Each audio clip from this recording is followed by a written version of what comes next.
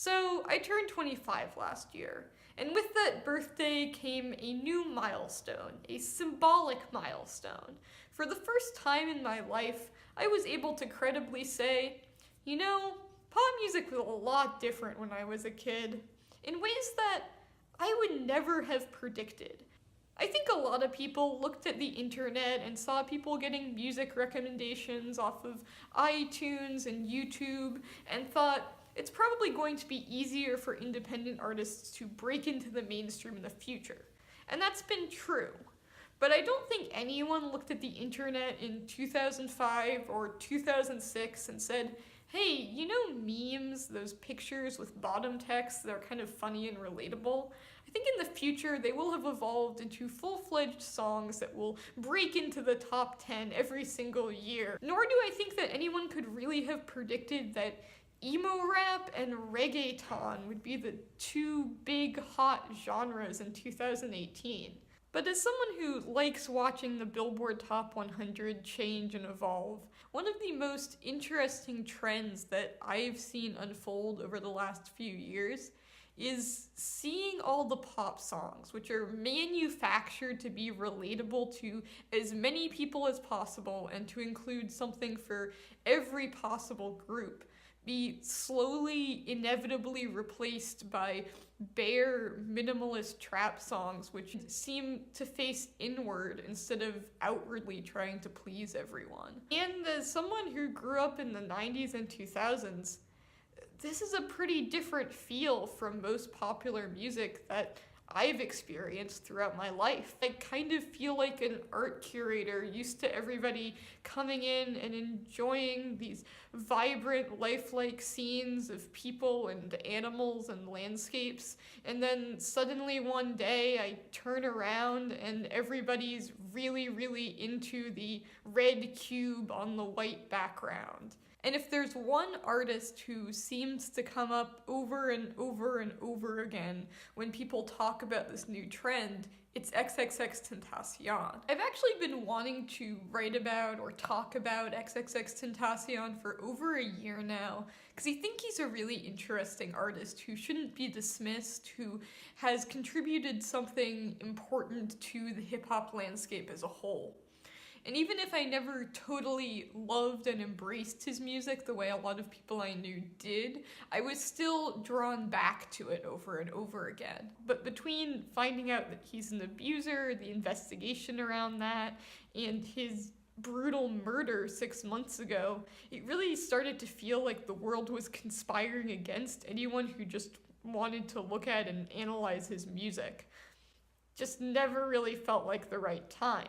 But it's been 6 months, and I think I've done all of the processing that I can do about X's death. And what I'm really left with at the end of the day, after I put aside and work through all of my conflicted emotions about X's personal life and what he stands for, is the music. So I'm mostly going to talk about the music in this video essay, and I'm only going to touch on X's personality to the extent that it shines through and is represented in the music.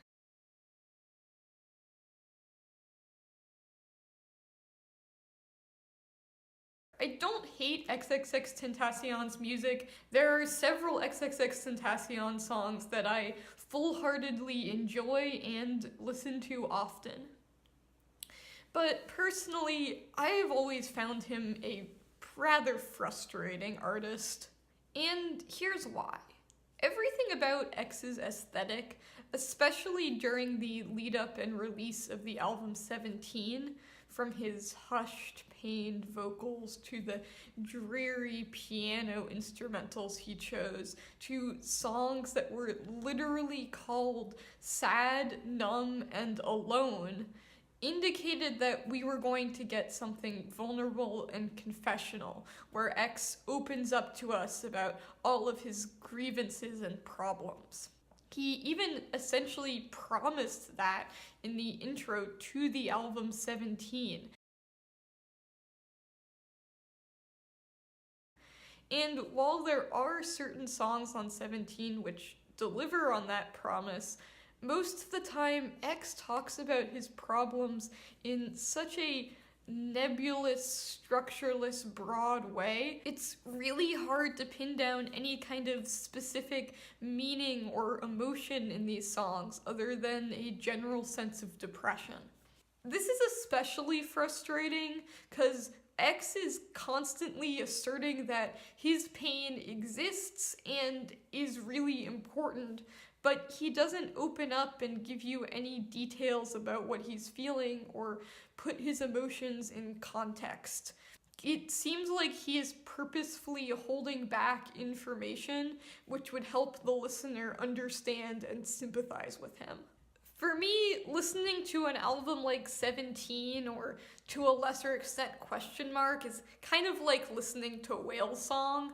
You get the idea that the Whales are trying to communicate something important and that there's some kind of emotional content there, but because Whales don't have any way of structuring their music in ways that humans will understand, the specifics of those emotions or those situations are just not translatable. I think a lot of the reason that X's work comes off like this is that he seems to consistently prioritize being authentic over being understandable.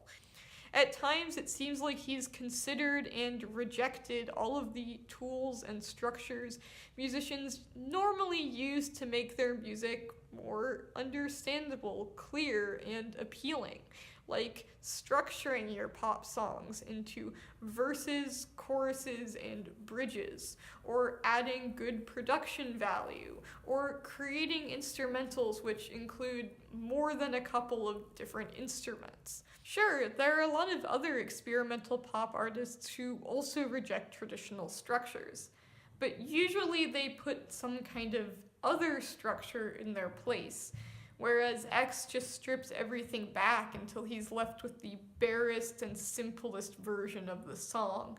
Some of these seem like they shouldn't even qualify as songs, they're more like ancient chants or nursery rhymes. At times, it feels like X would rather write a song that was one chord repeatedly on the piano but felt authentic, rather than write a decent pop song that seemed at all generic or impersonal. And I know that this probably is starting to seem like just a really in-depth examination of why xxxtentacion's music is bad and doesn't work, but that's not my intention here. This doesn't put me off. I don't feel negatively about this. I just feel like it's very, very strange.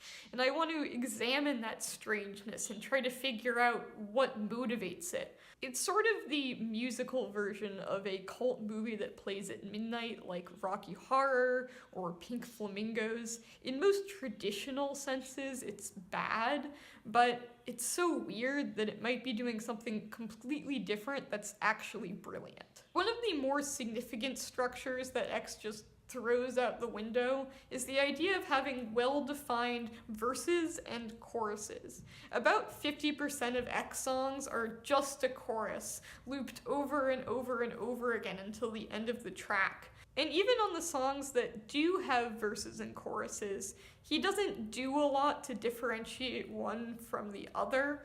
The instrumental doesn't swell when the chorus comes, he doesn't really change his delivery. And as a result, X's songs don't really ever build to anything. There's never a cathartic or satisfying transition from a more subdued verse to an explosive chorus. Everything just kind of stays at the same low energy level throughout. It still feels personal and tender and heartfelt. It's just not very dynamic. This is in contrast to most pop music, which tries to be exciting and dynamic and have some kind of shift occur between the choruses and the verses, or the beginning of the song and the end of the song. Even if it's as simple as, I'm somewhat upset about my breakup on the first verse, and then I become nakedly, openly upset during the chorus. Think about the song I Will Survive. I think that song is so famous and well known partially because it's so dynamic.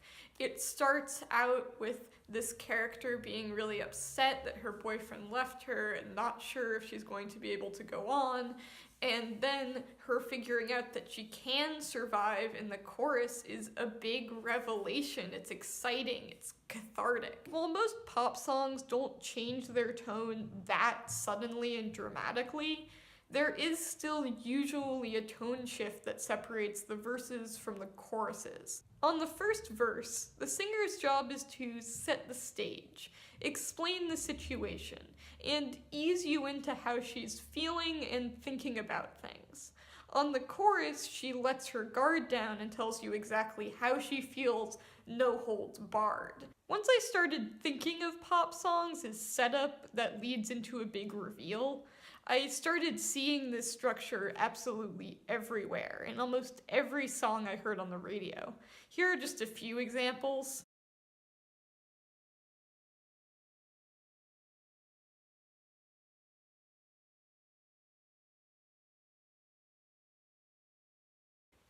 Sometimes you'll hear longer, more dramatic songs which have 2 or 3 reveals instead of just one, like Praying by Kesha, which is basically like the M. Night Shyamalan of pop songs. But that's really just an extension of this formula and not something completely different. Compare that to the song Numb by xxxtentacion.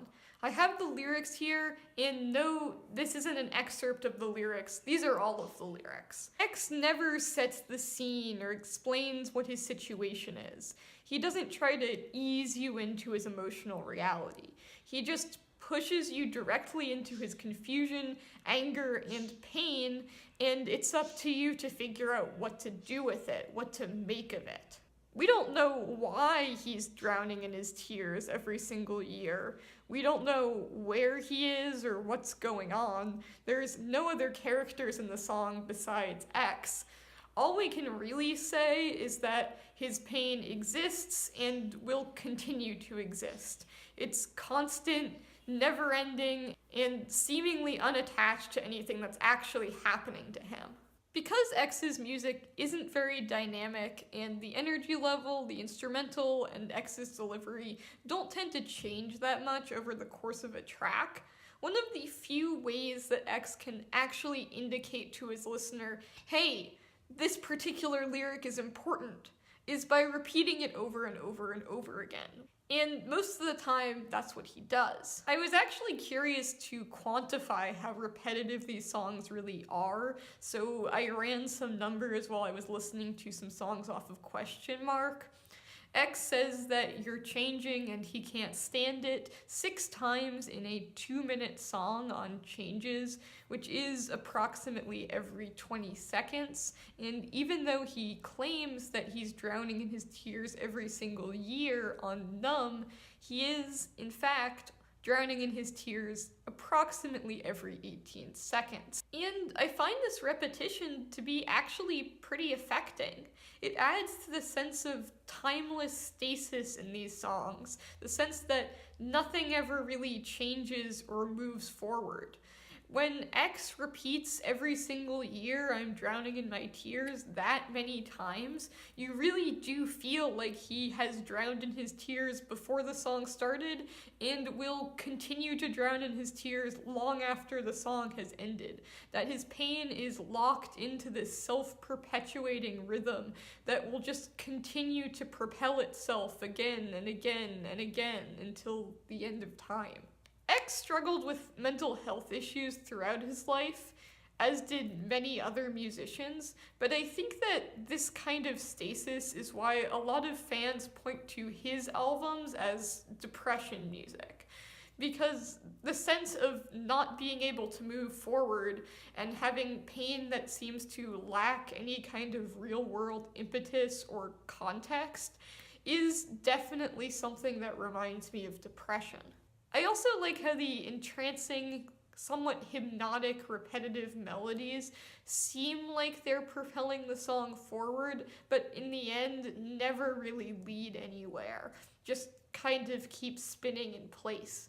That also seems like a pretty good description of what your brain can do when you're depressed, just turning thoughts over again and again and again. And if you think of all of X's music as just a depiction of depression, it kind of makes sense that he rarely provides any context to explain why he's upset. For someone who's as depressive and mentally ill as X, his depression probably doesn't result from a specific situation or context. It probably seems to kind of come out of nowhere and exist independent of anything good or bad that happens in his life. So, yeah, interpreting X's music as just a description of depression kind of makes me like and relate to it more. But there's still something about it that kind of holds me back from enjoying it fully and completely. The more I listen to X's music, the more limited it feels to me. Good at representing a certain feeling and helping people in specific situations, but not generally useful or relatable. Sometimes I feel like X's music isn't just about depression, it is depressed. I know this sounds weird. How can music be depressed? But I think a lot of the limitations of this music are the same limitations that people have when they're going through a particularly depressive period in their lives. When people are depressed, they turn inwards. It's harder for them to notice and appreciate the nuances of the world around them because everything seems just kind of shallow and uniformly bad or just not really worthwhile. And weirdly, it seems like X's music shares these same limitations. It turns inwards, choosing to repeat the same phrase or the same melody over and over and over again instead of evolving or moving forward. When XXX does experiment with different genres and styles, he tends to do it in a really shallow and surface way, where he is fairly accurately capturing the vibe and the texture of that genre, but he doesn't have a theme or a structure that he can use to cohere the whole song and make it meaningful as a whole. It just feels like a nice texture, like something that will sound good in the background. It seems like X is experiencing the world through a window, as one sometimes does when one's depressed, where you're seeing everything go by and getting its general shape and feel, but you can't actually get out of the car and go into that landscape and see what it's like to actually live there. And this doesn't mean it's bad, it just means it's kind of limited. I could easily imagine xxxtentacion's music helping someone feel less alone and feel like someone else shared their pain. But it's harder for me to imagine this music helping lift someone out of a depressive state or help them manage their depression in a healthier way. And I also can't imagine it reaching and affecting a lot of people who don't share X's particular brand of depression. This brings me to something else interesting I've noticed about xxxtentacion's work. Namely, that he seems to need his audience just as much as they need him. Specifically, he seems to need them to understand and validate his pain. This really shows through on the intros to the albums 17 and Question Mark, where he's constantly asking his audience to try to come in with an open mind and really understand what he's telling them. And yeah, he also says that he wants to reach out to them and help them through their pain and their depression, but it definitely seems like a two-way street.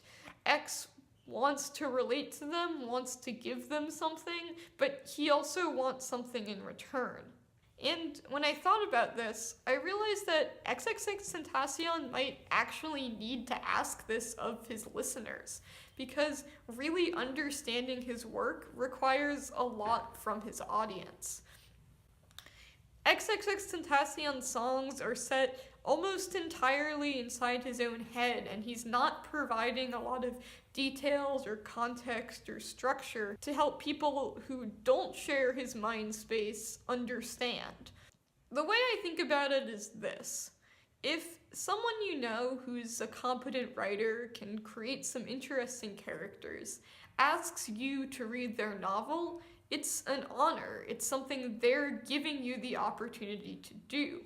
If that same person asks you to read their diary, it becomes a favor. X's albums, particularly 17, are diary entries that somehow manage to become smash hits. People who are similar to X will probably identify with them and find them helpful. For everyone else, we might have to put as much work into understanding and getting something out of them as X put in creating them. And whether you want to take on that challenge is up to you.